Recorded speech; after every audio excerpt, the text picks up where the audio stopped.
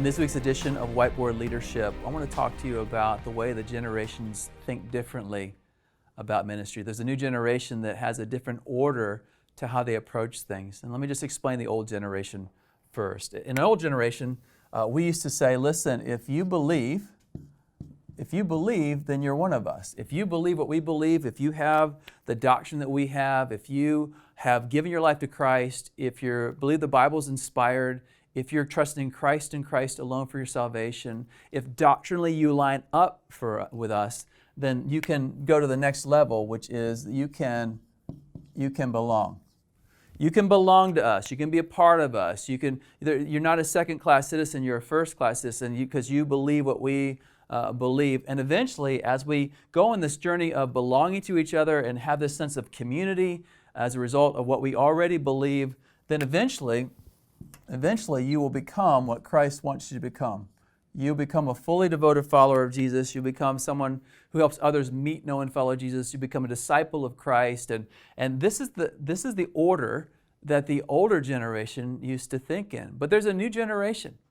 There's a new generation that's been influenced by the corporate culture of church, and they've kind of rebelled against those things. They want it to be more personable and personal. They want to have community, true community, and not just have a weekend experience where they want to have something that's stronger in relationships. So the younger generation switches the order of these three things. Instead of believing first, what they say is this: doesn't matter what you believe yet, but you can belong.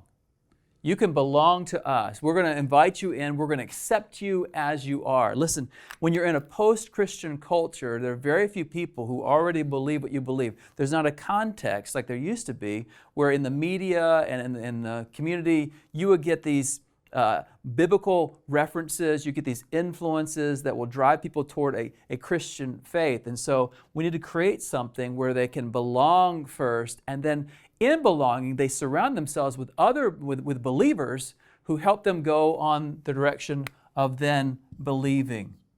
And once they spend a lot of time with these Christians who believe, they begin to believe. They begin to be influenced. And these Christians who know their faith well, who study the Bible well, who are able to articulate in loving and kind ways, listen, I'm on this journey, I don't have it all figured out, but here's what I do know, and begin sharing that, then people who belong and feel accepted are more receptive to what the truth of the gospel is. And through all those things, as they continue in community, then they will eventually become everything that Christ wants them to become.